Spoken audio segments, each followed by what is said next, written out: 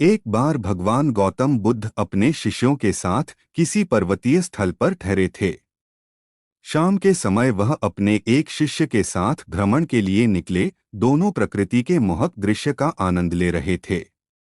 विशाल और मजबूत चट्टान को देख शिष्य के भीतर उत्सुकता जगी। उसने पूछा, इन चट्टानों में तो किसी का शासन नहीं होगा, क्योंकि ये अटल, अविचल और कठोर हैं।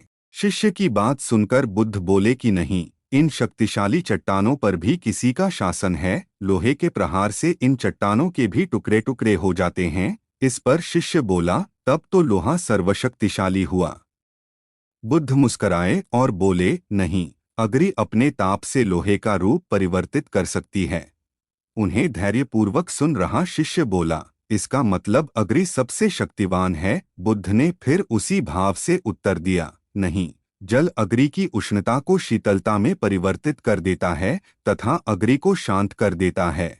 शिष्य कुछ सोचने लग गया। बुद्ध समझ गए थे कि उसकी जिज्ञासा अब भी पूरी तरह शांत नहीं हुई है।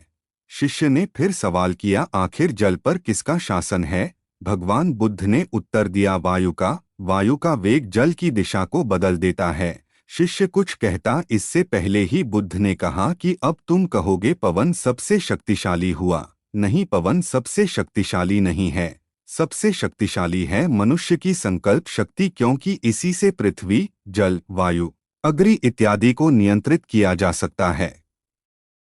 जीवन में कोई भी महत्वपूर्ण कार्य संकल्प शक्ति के बगैर असंभव है, इसलिए अपने भीतर संकल्प शक्ति का विकास करो।